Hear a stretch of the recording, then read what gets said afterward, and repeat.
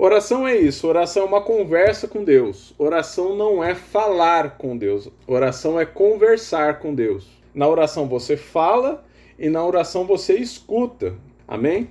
Porque essa é a base da relação, não tem como a gente se relacionar com alguém sem conversar. Mesmo que a pessoa seja muda, você fala com ela de alguma forma.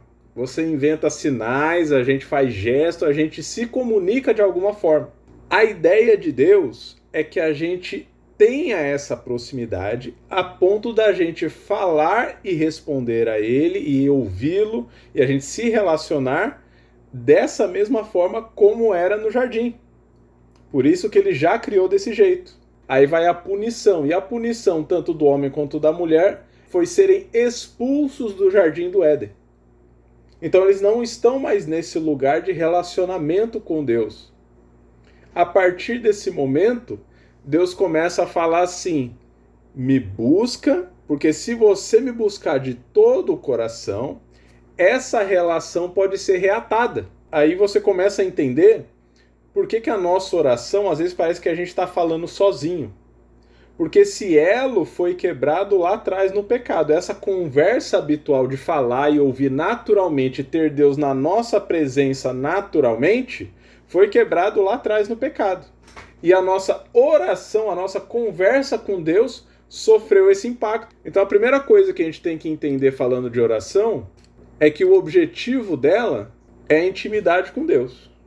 Não é falar com Deus só no sentido de pedir coisas, é falar com Deus na ideia de eu estar convivendo com Ele. Não tem uma regra, um horário, um momento específico. Tanto que em Tessalonicenses fala para a gente orar continuamente. Por quê? Porque a nossa relação precisa ser contínua. E eu mantenho essa relação contínua enquanto a gente vai falando e conversando. Se eu ficar um mês sem falar com a Roberta, ela fala: meu, o que está acontecendo? Você não está se relacionando comigo. Eu falo: não, Roberta, a gente está na mesma casa, a gente está junto. Ela fala: sim, mas você não está falando comigo. Quando alguém para de falar com você, você percebe na hora. Por mais que vocês convivam junto. Então essa oração é algo que a gente não pode perder de vista. E a forma da gente orar continuamente, Paulo fala que é quando a gente ora em espírito. Por isso que muita gente usa o termo espírito de oração. Porque não dá para eu ficar 24 horas falando sozinho. Quando eu estou sozinho, eu oro a Deus em voz alta. Mas quando a Roberta tá junto, eu tô trabalhando, eu fico orando em pensamento. Enquanto eu tô dando aula aqui, eu fico no meu pensamento: Senhor, não me deixa falar nada errado, que o Senhor me conduza nos meus pensamentos, etc.